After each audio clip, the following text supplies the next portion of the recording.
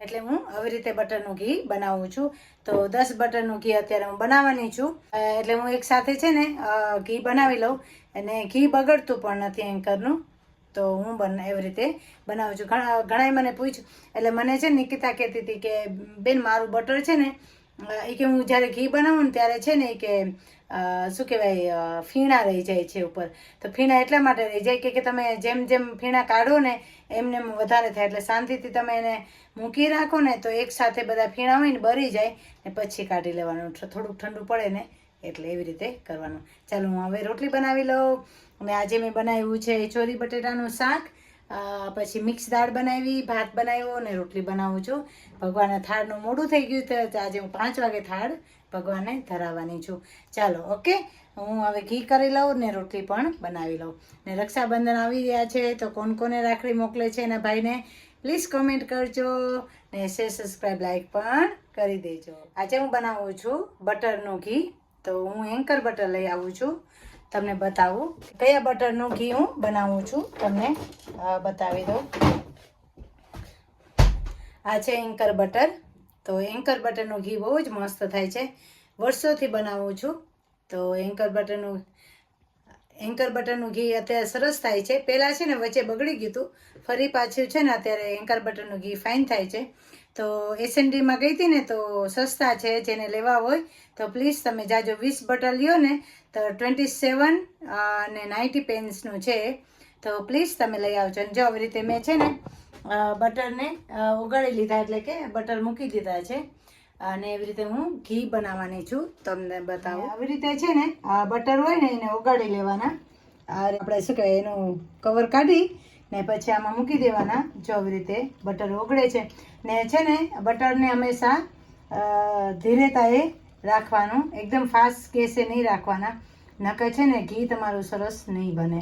ને જ્યારે બટર ઉકળતું હોય ને ત્યાં બટર ગરમ થતા હોય ને ત્યારે છે ને ચમચો નહીં ફેરવવાનો. એની જાતે જાતે છે ને ફીણા બધા ઉપર આવી જશે.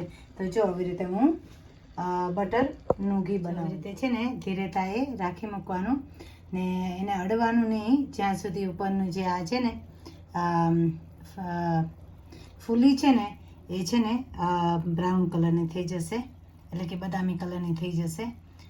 પછી છે ને તમારે છે ને નહીં અડવાનું, નકર છે ને ફીણ જ પકડા રાખશે, એટલે ફીણ જ આવ્યા રાખશે. ને પછી તમે આમ ચમચીથી હું તમને ફરીથી બતાવીશ કે ઘી જ્યારે ઘી થઈ જશે ને ત્યારે બતાવી દઈશ. જો આવી રીતે ગરમ કરી લેવાનું બટરને, ધીરે તાએ રાખવાનું. જો અત્યારે મેં એક ઉપર રાખી દીધો છે ગેસ. ફાસ્ટ રહી ગયો તો ને તો ધીરો કરી નાખ્યો છે. તો એક ઉપર રાખીશ ને તો ફાઇન ધીરે ધીરે થઈ જશે, એટલે બરસે પણ નહીં ઘી. ને ઘી બહુ કણીદાર સરસ, ને ઘી છે ને કણીદાર સરસ બની જશે. જય સ્વામિનારાયણ મહારાજ, કેમ છો? મજામાં? ચાલો ભગવાન જમો. ચાલો ભગવાનનો થાળ ધરાવી દીધો છે, ભગવાનને જમાડી દઈએ આપણે બધા. જય સ્વામિનારાયણ મહારાજ, જમો દયાળુ જમો. ચોરી બટેટાનું શાક, રોટલી જમો, પંચરત્ન દાળ જમો, ભાત જમો. ભાતમાં ઘી મૂક્યું છે, સાકર મૂકી છે, પછી દહીં ધરાવ્યું છે, અહીંયા મોહનથાળ ધરાવ્યો છે, પાપડ ધરાવ્યો છે, ને 2 જાતના કેરીના અથાણું, કેરીને મેથીનું અથાણું ને ગુંદાનું અથાણું ધરાવ્યું છે. તો દયાળુ જમો, મારા વાલા જમો, બધાના પ્રેમ જમો, બધાનો ભાવ જમો, તમારા ભક્તોનો પ્રેમ જમો, તમારા ભક્તોનો પ્રેમ જમો, દયાળુ જમો. જમુને જમાડું રે જીવન મારા, હરે રંગ મારા માડું રે જીવન મારા. વાલાજી મારા સોનાના થાળ મંગાવું, મોતીડે વધાવું રે જીવન મારા, મોતીડે વધાવું રે જીવન મારા, હરે રંગ મારા માડું રે જીવન મારા. વાલાજી મારા જે જે જોઈએ તે માંગી લેજો, ખાડું ને મોડું કેજો રે જીવન મારા, ખારું ને મોરું કેજો રે જીવન મારા. જમું ને જમાડું રે અને મારા રે રંગ મારા માળું રે જીવન મારા ચમો સ્વામી ચમો પ્રભુ મહારાજ મહંસાય મહારાજ ચમો મારા વાલા ચમો મહારાજ ચમો પ્રભુ મહારાજ મહંસા મહારાજ જમો. જો બદામી કલર થઈ ગયો ને, જો હવે છે ને ઉપર ફીણા નહીં આવે. હવે તમે હલાવશો ને તો પણ નહીં આવે. જો આવી રીતે થઈ જવું જોઈએ ઘી. જો આવી રીતે આ જો ફૂલી હોય ને, હા એ છે ને થઈ જવું જોઈએ. ને વચ્ચે છે ને ખબર પડી જાય. જો આ પાતળું ઘી થઈ ગયું. જો નીચે છે ને થઈ ગયું ને ઘી. હવે છે ને બંધ કરી દેવાનું.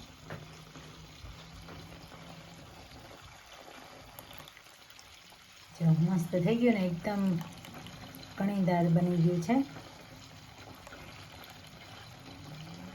જે બધી ફૂલીને બધી છાશ હતી ને એ ભરી ગઈ છે છાશને. એટલે હવે તમે હલાવશો ને તો હવે વાંધો નહીં આવે. જો આવી રીતે ઉપર છે ને બદામી કલર થઈ જવું જોઈએ, બ્રાઉન કલર જેવું. હવે હું બંધ કરી દઈશ ગેસને મેં બંધ કરી દીધો છે. હવે તમે ફૂલી છે ને કાઢી શકો છો, પણ હજી તો ઠંડુ થશે ને પછી હું કાઢી લઈશ ફૂલી. એ રીતે થવું જોઈએ.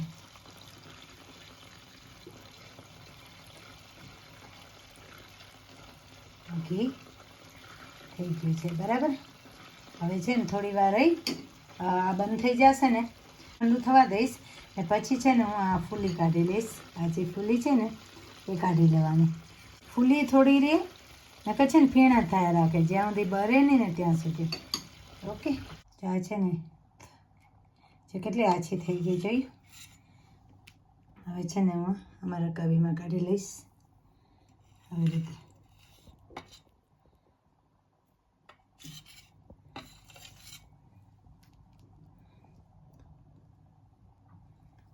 ધીરેથી કાઢી લેવાની, એટલે છે ને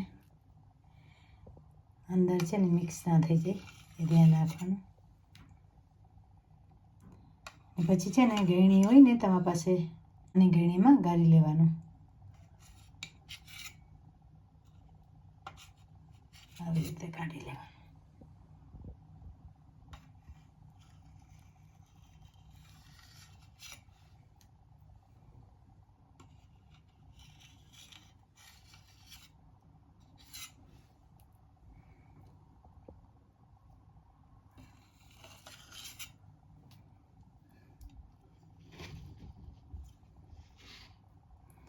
તો નીચે પણ બેઠું નથી જોયું.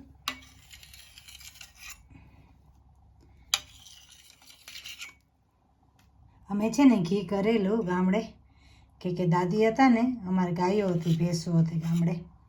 તો હું તો બહુ નાની હતી, પણ દાદી કરતા ને તો મને અમને દેખાડતા કેવી રીતે કરવાનું. એવું દાદી કેવી રીતે કરતા મારા ગ્રાન્ડ મધર. કે અમારે છે ને ઘણી બધી ગાયો ને ભેંસો હતી ત્યારે, જ્યારે હું ત્યાં હતી નાની હતી ત્યારે. અત્યારે તો નથી. એટલે જેણે ખેડૂતનું કામ કરેલું હોય ને એને ખબર હોય કેવી રીતે કરાય. એમાં ઘી પણ જો કેટલું ફાઇન નીકળે છે જોયું. એ ફૂલી પણ આ વખતે નથી નીકળી. હમણાં છે ને એન્કર બટર સારા આવે છે. વચ્ચે બગડી ગયા હતા, વચ્ચે નહોતા આવતા ફાઇન. જો હવે છે ને આવું ઘી થઈ ગયું છે, થોડું ગરમ છે. હવે છે ને હું છે ને ગાળી લઈશ આમાં. કેટલું મસ્ત ઘી બની ગયું છે, સરસ ઘી બની ગયું છે. પ્લીઝ તમે લોકો પણ બનાવજો ને. Subscribe, like my YouTube channel. Thank you so much.